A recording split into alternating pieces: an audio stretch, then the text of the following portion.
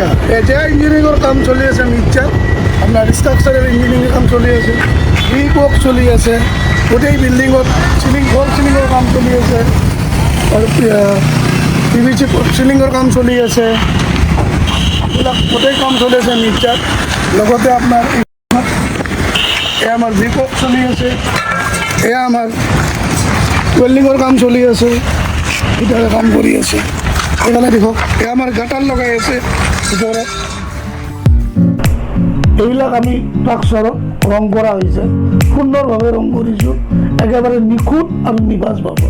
গতিকে আপোনালোকখিনিত আমাৰ পাৰ্টিশ্যন ব্ৰিকৰ কাম চলি আছে, মিস্ত্ৰীৰে কাম কৰি আছে একদম সুন্দৰভাৱে। মছলাৰ মিশ্ৰণ বা আমাৰ যিখিনি গাঁথনিবিলাক চব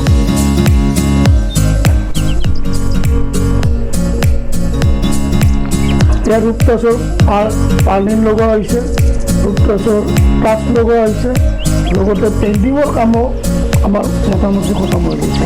এতিয়া আমি টিং লগোৱা বাকী আছে, গতিকে আমি টিঙৰ বাবে টিং উঠাই আছোঁ। চাওক, ইয়াত টিং উঠাই আছে আমাৰ মিস্ত্ৰীয়ে। জে ইঞ্জিনিয়াৰিঙৰ design, building drawing, permission, estimate আদি কাম কৰা হয়। জে ইঞ্জিনিয়াৰিঙৰ design, drawing, building permission, estimate নানা ধৰণৰ কাম কৰা হয়।